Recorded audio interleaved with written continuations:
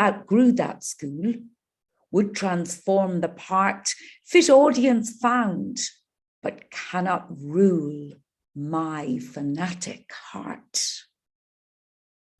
I sought my betters, though in each fine manners, liberal speech, turn hatred into sport. Nothing said or done can reach my fanatic heart. Out of Ireland we have come, great hatred, little room, maimed us at the start. I carry from my mother's womb a fanatic heart. So, to go on to the more recent poems, the first one I have chosen is a poem called Echoes by Faye Boland. And this one really struck me personally because I do come from a small seaside town. Well, we're only a couple of miles from the sea, but I regard it as a seaside town. And this resonates a lot with my home place and really gives you the feeling and transports you to being in these small towns dotted around Ireland, because of course we are a very maritime country and we have a great love for the sea. So I'll just go and read it for you. Echoes by Faye Boland. I come from a small seaside town where narrow roads crisscross mountains and the wind is a tune played on branches of ash. A place that smells of seaweed, ferns, and German cologne. A hive humming with accents all summer long, where the locals drink Guinness and curse winter weather in echoing bars where stories bloom. I come from a place where people stop to chat and children are safe to walk alone, yet can't wait to leave by their teens. Youths who work hard to get good jobs elsewhere. Sometimes I see their names in the paper. My town has been painted 1,000 times. It's daylight, soft as the bread from my mother's oven, as the brush of flannelette sheets my father tucked in each night. I come from a place where I buried my pets, found initials of people who lived there before me, carved into tree trunks like Ogham in stone. I come from a town whose waves roll slowly onto the sheltered shore of the bay. Its lure pulls like the water's current, where the heron waits for a glimmer of silver. I think that's particularly evocative of so many of these lovely towns around Ireland, and those towns which, as the poet says, have been painted many times. And yet, sadly, many of us growing up there, we can't wait to get out of them and go to the big city. But even though that happens, we still have that pull home. I love that at the end. The next poem is called Irishness, 2022, A State of Becoming, which is an interesting title. And it's written by Hilary Troop. It's like this, I said in teacher tones, bent over the water with finger outstretched, ready to draw the borders of my land. But they dissolve, they ripple, edging endlessly outwards, out of my grasp, that constant quest for a new definition, the dynamic article, the dynamic nature of an Article 51. 100 years on, no longer confined to rhymed off counties, their colours and creed recorded in assured strokes of ink, replaced with a new dream of twisting reflections. Our Aisling poem reborn, gender neutral this time. We perch on Europe's edge, ably catching its light, and seesaw between continents, wildly and beckoning, or in camouflage terms, both persistent and poised. A pride without nationalism, no longer soaked in tea and in turf, those raised eyebrows and lonesome dark night laments, now will-o'-the-wisps of the past in this present. But shadows bring pathos and history, perspective, free now from lockdowns and life in genuflection, a people self-aware, self-respecting, bound together, a new Irishness of the many smothering the island of the few, the ancient starter, fed, fermenting, a fledgling forging anew. For our country's family tree has foreign born and seeded, growing evergreen and greater now, rooted in our soil, the new battlefield of sports and arts, higher aspirations, but still quick to laugh and quip, a generous seasoning of wit, flavoring the question mark space of what is a people, that crack we color in between old land and sky. And a blank page sits patiently on timeless Shelburne mahogany. To be Irish, the breathing beauty of an adjective in flux, the pure potential of a page forever to be written. Again, this poem, I think it captures for me the ever-changing Irishness and the state of flux that we are actually in. And especially now, we have more than, I think, about 40,000 Brazilians living in Ireland. We're hoping that our sporting field will become even greater once we have lots of Ronaldinhos and fantastic Brazilian Irish footballers playing for our team. And indeed, at the present moment, we have many Ukrainians arriving in our shores, and Ireland has become this wonderful mixture of cultures and cultures that are taking the best from their own cultures and taking the best from our culture and mixing it all together. And I see in this poem this wonderful destiny that is our future and what being Irish is going to be about in the future. And I'm very happy now for, especially my own children who are now adults, growing up and seeing this new Ireland and the new Irish that inhabit it. And I think that poem has got that wonderful, this wonderful feeling of reborn and rebirth and newness that is happening in Ireland at the moment and has been for the past 15, 20 years. The next poem I'm going to bring you today is called As We Sow, So Shall We Reap. And it's by Eileen Casey. And again, it's this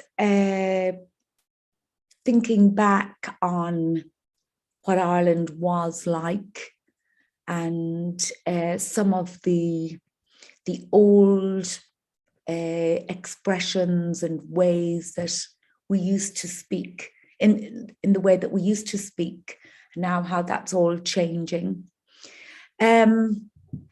So let me just simply read it for you. As we sow, so shall we reap, by Eileen Casey.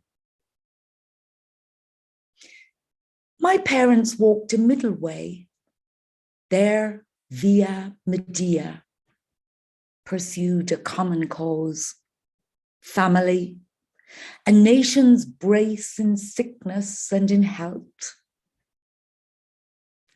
I come from Ireland's Silk Road, a crossroads connecting north, south, east, west. My Midlands greeting goes, how are ya? Northerns exclaim, how's about ya? Dubliners ask, what's the story, Rory? Southerners say, all right, bye. Voices from lands near and far enrich our lives. In this network of difference, I hold on to my cúpla focal too, mother tongue, a child's purse full of useless things, enchantment, music, rushes gathered on St. Bridget's Day, bog landscape, generations deep in my bloodline, mingled with Huguenot ancestors fleeing prosecution. Here they found their footing, brought linen making and their printed journals, a literary heritage. Stonemasons, father's people, built our Midland towns, brick upon solid brick. Mother came from farming stock. Her light blue eyes brought western skies above Galway, city of the tribes. Sea rhythms in her voice woke me still along the Claddagh, where swans, pure as poetry, brighten even darkest days. She sang of Atlantic voyages. So many of her bloodline sailed those turbulent waves, scattered to the four winds, Irish seeds greening faraway fields. Their children's children made it back, replenished our cultural store. We are a lighthouse for immigrants. Irish men and women fought and died for Ireland, suffered famine and wars, disagreements, splits, spilt blood, violence, starvations of the soul. What injures others harms our nation family. The world shrinks or expands depending on the prism of our vision, whether we create unease, unrest, or a healing space that welcomes all.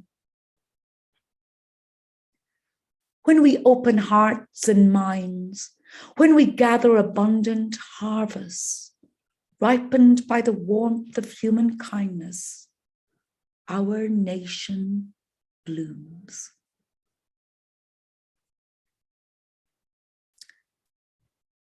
The next poem is a poem very much about a list of things that every Irish person misses from home. And there's a few things in this you might not understand.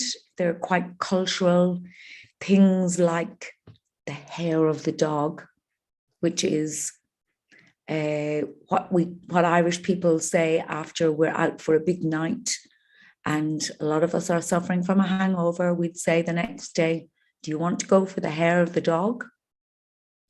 I guess some of you will know what that means. The few cans, again, that refers to a few cans of beer. The jerseys is very much the jerseys of our Irish football teams. In Ireland, we have a national football game, Irish Gaelic football, and every county wears their own shirts and people wear them with pride, signifying which county they come from. I think they're the main things. Anyway, let me give you this poem because it's a particular, I think I miss everything in this poem. Home by Amy Clahassy. I crave home. The people there are mine. The cold, fresh air filling my lungs, the rain on my skin, the hello, how are yous? The sun not being taken for granted. The family's so big you're never alone.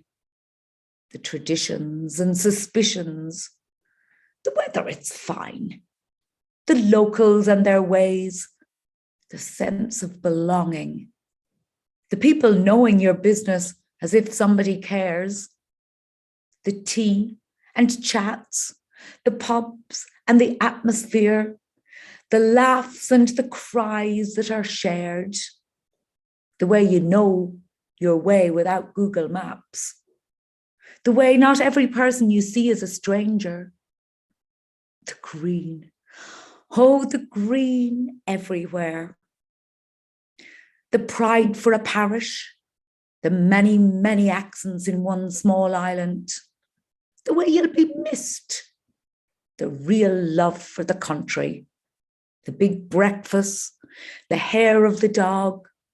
The fields and more fields. The school friends. The crazy aunties. The few cans. The harmless giving out. The 99 cones. The stories of the past. The abandoned houses. The over-the-top celebrations. The just pop over. The crack and kjol. The ham sandwiches with potatoes. The sip at the pint with your dad. The ridiculous rumours. The jerseys. The laughs with cousins. The jambons.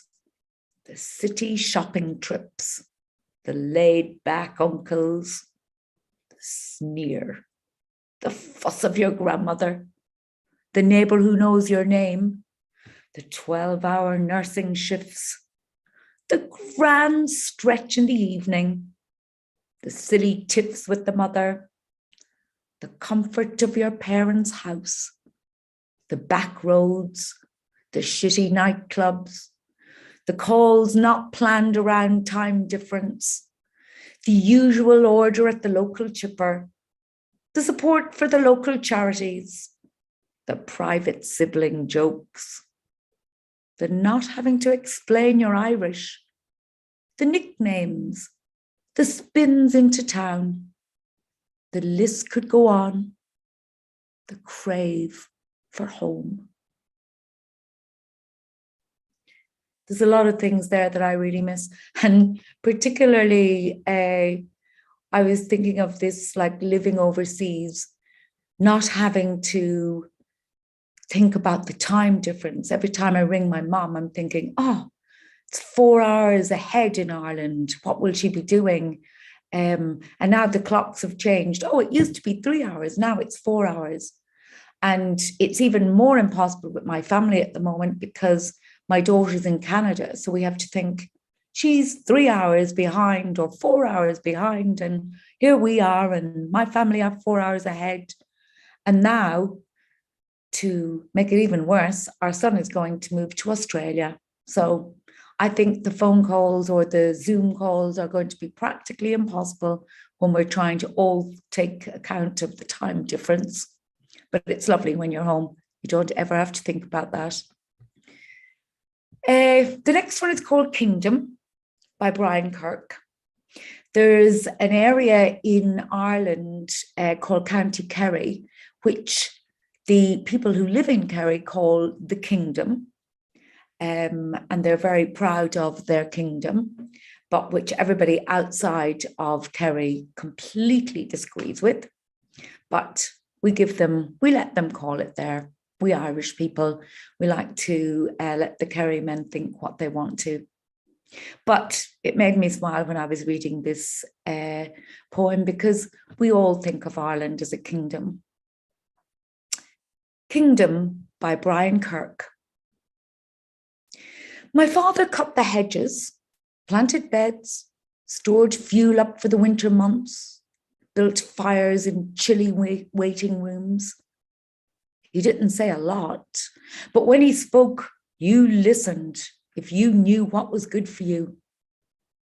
We arrived, one by one, full of promise, poor but well turned out, fed but always hungry for a taste of something more. We didn't lick it off the ground. Despite being well-kept borders of his world, he indulged a dream of other ways of living and daily bought a ticket to a life on the far side of respectability. Horses and the football pools promised a way of getting by, but winning only came in small amounts at lengthy intervals. So he put his shoulder to the wheel, gave up the drink, cut back the fags, was frugal in every way, worked every day so that his children had the chance he was denied, determined that his life would have some meaning by creating opportunities for us. He became an archetype of sorts, a poster boy for church and state united, a man only De Valera could have dreamed. But we grew up and let him down. We craved different things.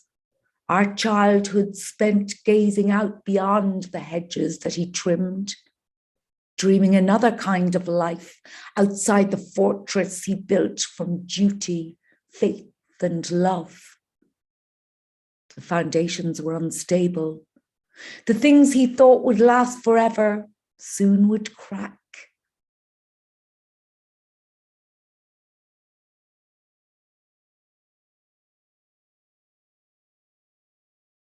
Work and does.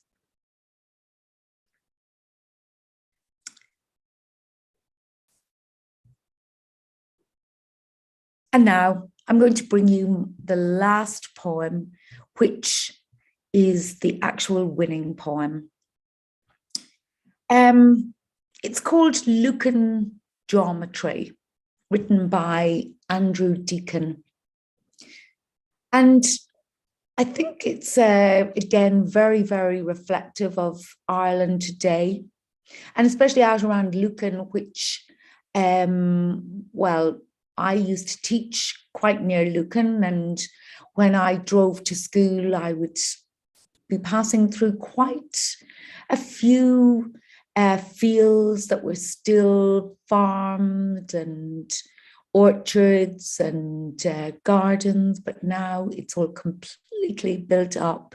Huge housing estates, which house the growing population of Dublin, and especially house the wonderful new Irish that have grown up and are starting now to populate our schools and colleges and universities. And Lucan now is this huge area of a mix of people from all over the world. The school I taught in is multicultural now. Going back there, it's amazing to see what used to be classrooms full of little Irish faces are now classrooms full of wonderful Irish faces, but which are of many, many different cultures. So I think this poem, this short poem, really captures that. Lucan Geometry by Andrew Deacon.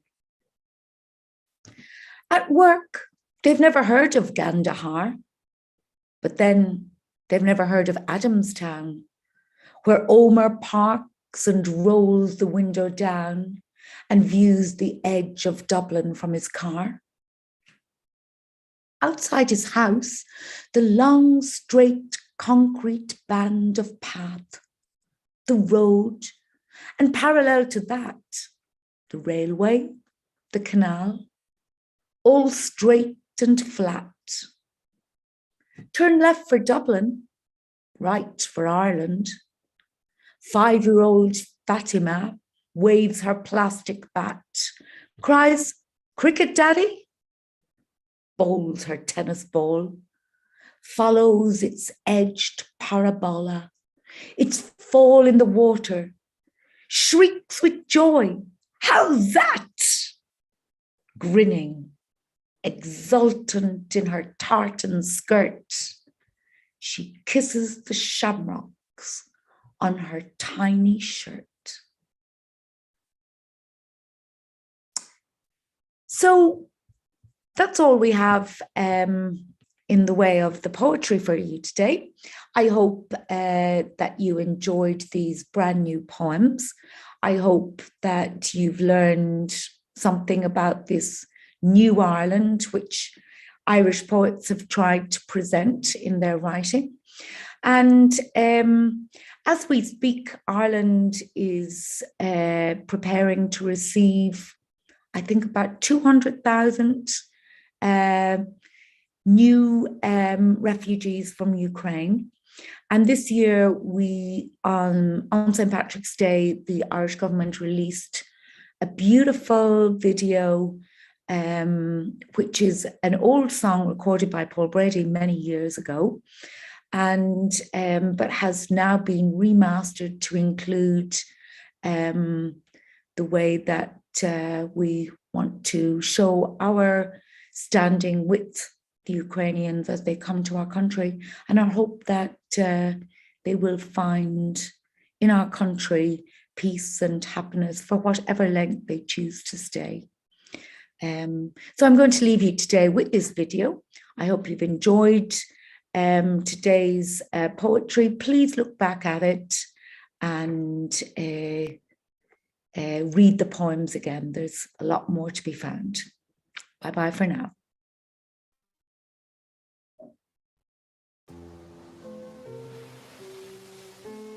I wanna take you to the island and trace your footprints in the sand.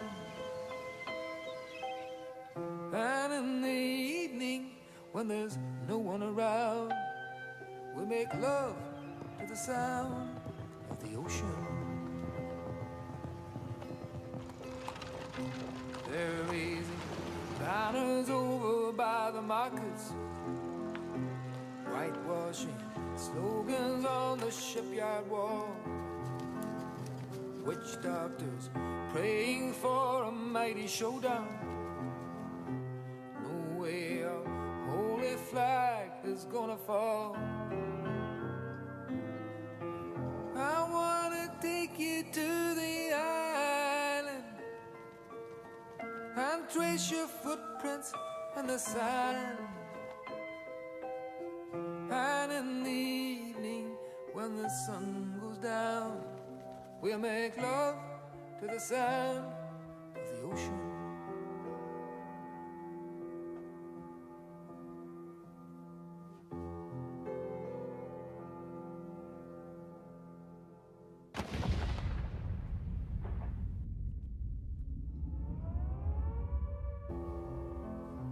They're showing pictures on the television, women and children dying in the street.